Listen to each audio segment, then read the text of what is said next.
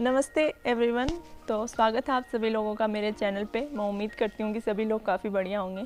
तो आज से मैंने अपने चैनल पे एक नई सीरीज़ स्टार्ट करने का सोचा है। इस सीरीज़ में मैं आपको 30 दिन तक 30 सक्सेसफुल पर्सनैलिटीज़ से मिलवाने वाली हूँ, रूबरू करवाने वाली हूँ।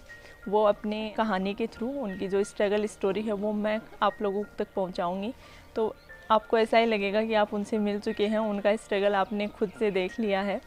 इनके बारे में जान करके आपको काफ़ी अच्छा लगेगा, आप काफ़ी ज़्यादा मोटिवेट होंगे और पूरी उम्मीद है मुझे कि जितने भी स्टूडेंट हैं उन सबको ये सीरीज़ पसंद आएगी। तो इसे ज़्यादा से ज़्यादा सपोर्ट करना। पहला दिन है और पहला एपिसोड है, तो मैं आज की स्टोरी स्टार्ट करती हूँ।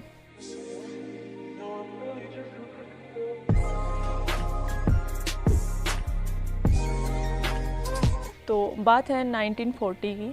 अमेरिका में एक निग्रो फैमिली रहती थी। निग्रो तो सभी को पता होगा, नहीं पता तो गूगल कर लेना। तो निग्रो फैमिली रहती थी, उनके 5-6 बच्चे थे।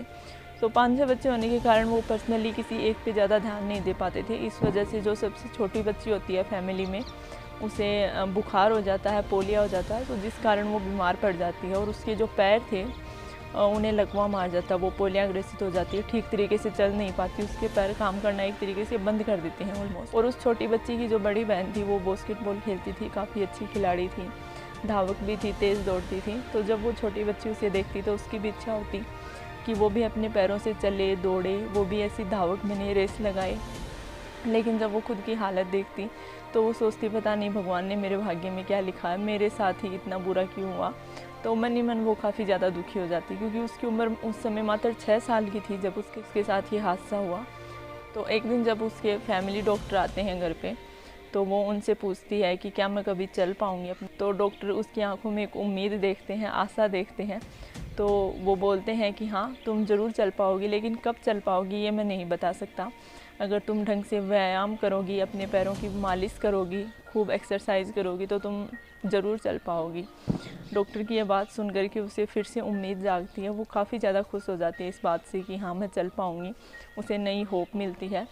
तो अब वो और उसकी जो सिस्टर होती हैं वो मिलकर इसके पैरों की मालिश करने लग जाते हैं। वो धीरे धीरे थोड़ा ठीक होने लगते हैं। उसके साथ वो एक्सरसाइज चालू रखती हैं, जिस वजह से उसके पैर थोड़ी हरकत करने लगते हैं। घर वाले उसकी काफ़ी मदद करते हैं, उसकी बहन उसे सपोर्ट करती है, धीरे धीरे उसे चलाने की कोशिश करते हैं। तो उसके पैरों में मूवमेंट होने लगता है, वो थोड़ा थोड़ा चलने लगती है। तो अब वो लड़की 13 साल की हो चुकी थी और उसने एक स्कूल में एडमिशन ले लिया था। वहाँ पे वो हॉस्टल में रहती और अब वो धीरे धीरे दौड़ने की प्रैक्टिस करने लगी। सुबह शाम वो दौड़ा करती थी हॉस्टल में, जब भी टाइम मिलता वो बस हमेशा दौड़ती रहती, क्योंकि उसे अपने पैरों को एकदम ठीक करना था, उसे दौड़ना था, धावक बनना था, जो कि उसने बचपन में एक सपना देखा था जब वो विकलांग थी। तो इस सपने को पूरा करने के लिए वो हॉस्टल में दौड़ने लगी। तो उसके पैर भी हरकत में आ गए और उसके पैरों ने अच्छा काम करना शुरू कर दिया। वैसे हम मेहनत किया करती थी।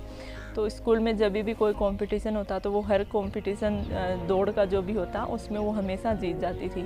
एक बार जब स्कूल के बाहर का एक कंपटीशन हुआ तो उसमें भी वो फर्स्ट आती हैं। इसके बाद धीरे धीरे उस लड़की के बारे में सबको पता चलने लग जाता है। न्यूज़पेपर में उसके बारे में आर्टिकल छपते हैं कि कैसे एक विकलांग लड़की दौड़ लगा रही है। बात 1956 में आती है, जब अमेरिका के मेलबर्न में ओलंपिक चल रहे थे। तो ओलंपिक में वो जाती है, खूब मेहनत करती है, दौड़ लगाती है, अपनी पूरी ताकत के साथ वो ओलंपिक में उतरती है। बट फिर भी उस समय वो जीत नहीं पाती, वो हार जाती है। लेकिन वो अपनी हिम्मत नहीं हारती। वो उसके बाद 1916 में जो 4 साल के बाद दोबारा ओलंपिक होने वाले हैं उसकी तैयारियों में जुट जाती हैं। तो 1960 में होने वाले ओलंपिक में जीतने के लिए वो जी जान से कड़ी मेहनत करती है। हर समय वह गोल्ड मेडल जीतने के सपने देखती रहती है और अपने उन सपनों के लिए वो जितना उससे हो सकता था कमर तोड़ मेहनत करती है। वो तो समय आता है 1960 का, जब ओलंपिक हो रहे होते हैं तो उसे टीम में ले लिया जाता है, जो कि लेना ही था।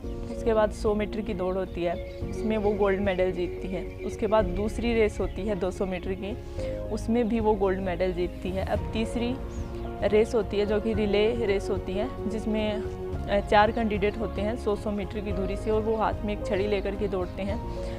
तो वो लीडर थी अपनी टीम की। तो जब उसके पास तीसरी जो धावक होती है वो छड़ी देने आती है तो वो छड़ी नीचे गिर जाती है। तो इतनी देर में जर्मनी की जो एक धावक होती है वो आगे निकल जाती है लेकिन वो कहाँ हार मानने वाली थी। वो बिजली की रफ्तार से एकदम से छड़ी उठाती है और फिर से एकदम से दौड़ लगा देती है और इतना ज़बरदस्त दौड़ती है वो, इतना शानदार तरीके से दौड़ती है कि झट से जो रिबन होता है उसे टच कर लेती है और गोल्ड मेडल को अपने नाम कर लेती है। तो इस तरीके से 1960 के गोल्ड मेडल में वो पहली लड़की बन जाती है, पहली महिला बन जाती है जिसने एक साथ 3 गोल्ड मेडल जीते थे। तो जिस शख्सियत की मैं बात कर रही हूँ उनका नाम है Wilma Rudolph. Wilma Rudolph America की ऐसी पहली महिला धावक थी जिन्होंने एक साथ 3 गोल्ड मेडल अपने नाम किए थे। ख़ास बात ये थी कि उन्होंने अपनी कमियों को हराया था, जो कमियां का शिकार वो बचपन में रही थी। विकलांग होने के बावजूद भी उन्होंने कभी भी हार नहीं मानी। तो गोल्ड मेडल थे वो अपने नाम किए, विश्व चैम्पियन बनी। इसके बाद वो एक स्कूल में टीचर बन जाती हैं। तो विल्मा रुडोल्फ की तरह से सैकड़ों उदाहरण हैं जिन्होंने अपनी सीमाओं केवल जो इनर मोटिवेशन होता है उसी से हराया। हमें नहीं पता कि हमारे अंदर कितना खजाना भरा पड़ा है इनर मोटिवेशन का। तो ये जो आंतरिक प्रेरणा होती है इसे एक बार जगाइए, इसके बाद देखना किस तरीके से जो सारी आपकी जो पावर है वो काम करने लग जाती है। और ये हर इंसान के अंदर होती है।